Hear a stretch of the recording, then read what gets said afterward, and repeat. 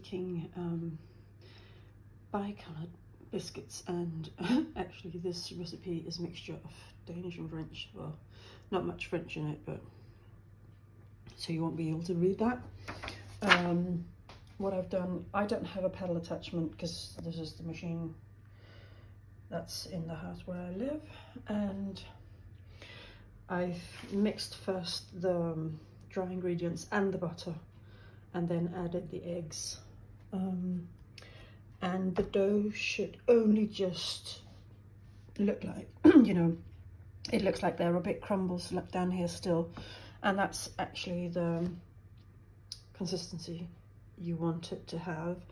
And I'm using beeswax, organic beeswax cotton. Let me have a look, see if I can find the box. Well, oh, here it is. Beeswax food wrap. Well, I thought it was organic, maybe it's not. Yeah, I got this off Amazon because I'm trying to use less plastic, as it were. And I'm just flattening it down. And then I'm going to put these, 2 of each on either side, so that I get an even consistency. Because they are going to be rolled out. The dough is going to be rolled out, and there's going to be a second dough that's going to be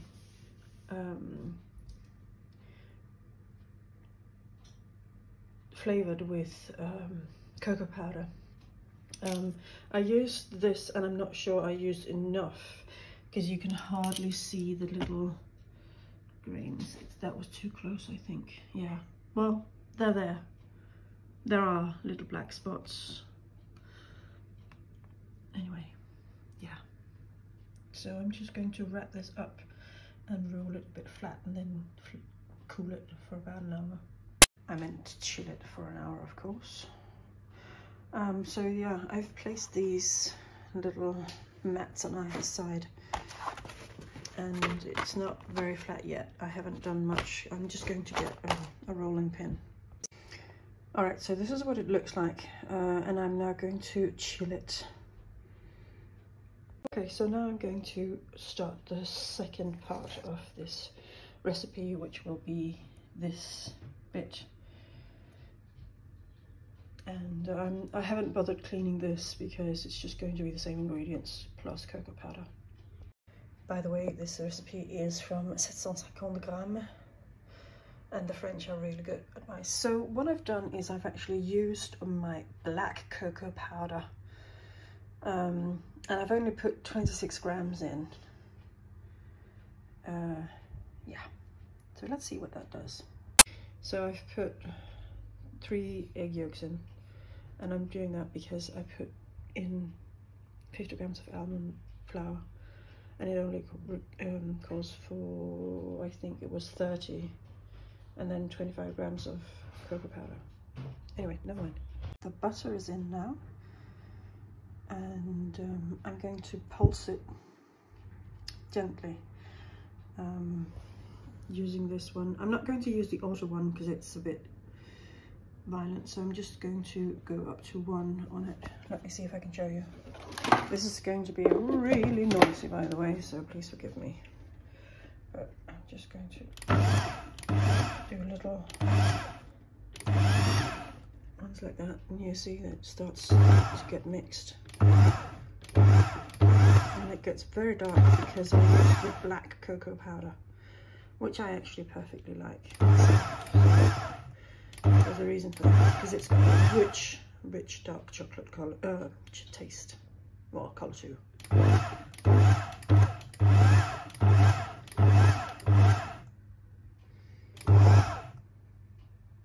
You see big lumps of butter still.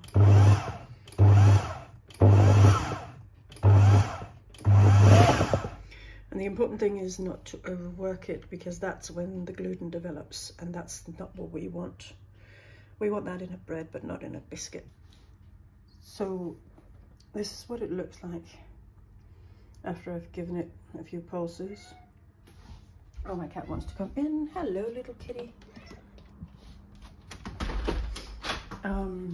Yeah, it's very, very dark in taste. I'm just going to have a little taste off camera.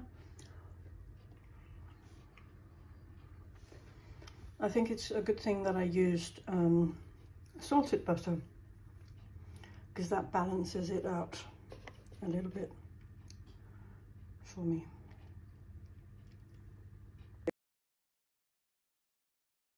To add in sugar, this is slightly embarrassing, so I've done that now. And no, it's not 533 grams, that's the whole thing together. So I'm just going to pulse it quickly. I'm trying to not overwork it, so I only pulsed it, and it looks a bit weird at the moment. I'm hoping that it'll be fine. Mushing it, squeezing it a bit together without working it too much. So I'm now going to put it in some beeswax paper and chill it. Rolled it out a little bit so that it looks more like the other one. And it looks quite nice, and it looks exactly the way it should. So I think we're good. And I'm now going to chill this for an hour as well. Something that's really important to mention. Oh, I've got rulers. I didn't actually use any of them. I just used a very long knife. The important thing is to remember to put egg wash whenever sort of sticking the two colors together. So there's egg wash between here and here, and then also between these layers here, because otherwise it's not going to stay together. I managed not to bring my phone down with me when I started this project today. I left the dough in the freezer for a bit last night because it was a bit too warm, and now I've stacked it the way I want it. It's not 200% neat, but it's looking okay. You know, looks better from this side. And the rest, I think I'm just going to roll up. Maybe flatten it out a bit more. I can tell that I haven't done a very good job at rolling it out to a consistent thickness, which is the whole point, which is why it tapers a bit towards the ends.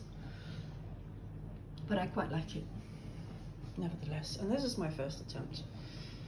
So I'm feeling pretty chuffed. And yeah, I think I'm just going to roll this up so that I get like a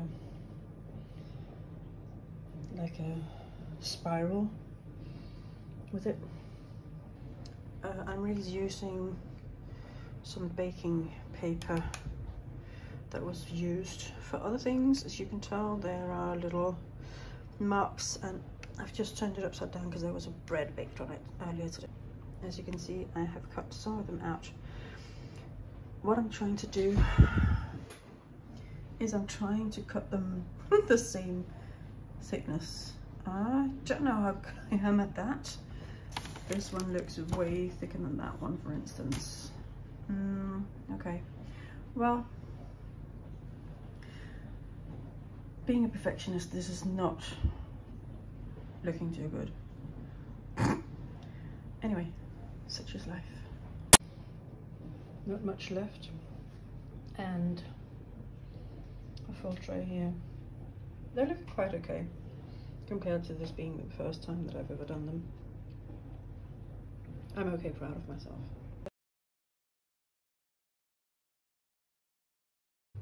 So this is what they look like, and as you can tell, they have spread out a bit. And I think that in order to avoid that, you could add fécule de maïs, as they call it in French, which is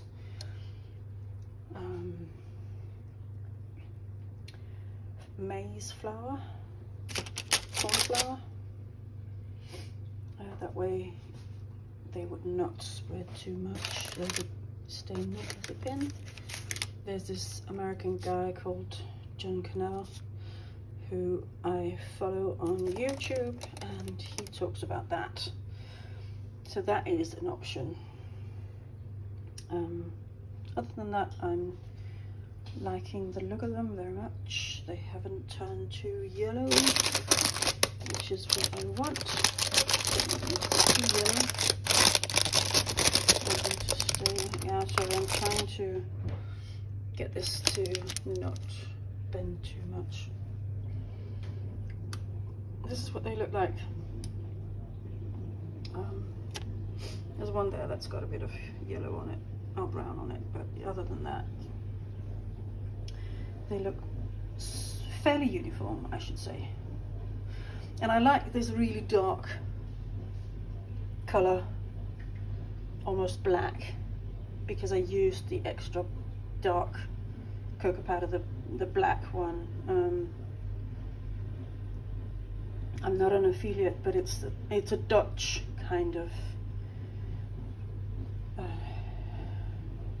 cocoa powder that I've used. I've just taken these out, and that one up there has got a little bit too much color on it, but you know, it's fine. They still look really good. And let's look at the patch below. Yeah, these ones look a bit colored as well. Most of them look really good though, so I'm really happy with this. It's looking really, really nice, I think.